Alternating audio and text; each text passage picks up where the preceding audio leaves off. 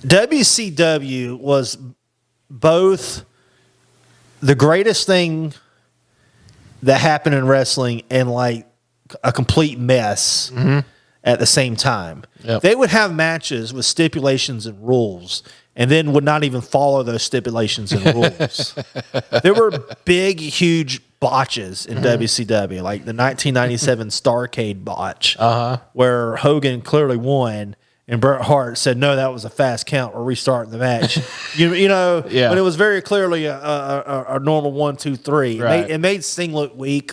Yeah. So there was just so much going on in WCW. I'm a fan of Cultaholic Wrestling on YouTube. He explains that in the year 2000, there were 25 world title changes. 25. So they just didn't know what they wanted to do. No. Didn't have a clue.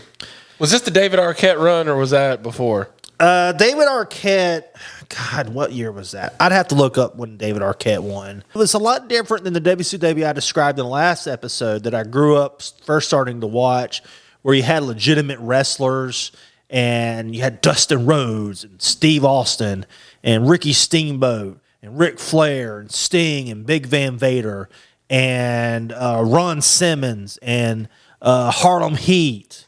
You had all these legitimate wrestlers, and now you got Hulk Hogan fighting, the Yeti that Tony Schiavone said, the Yeti.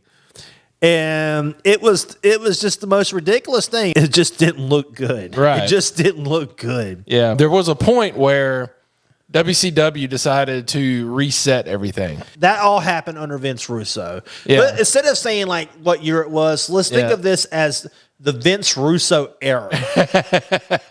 Okay, all this insanity was the Vince Russo era. I do remember the Vince Russo thing though, because wasn't he being like carted around in like a Pope like glass case thing, if I remember correctly? That was one thing they did. Yeah.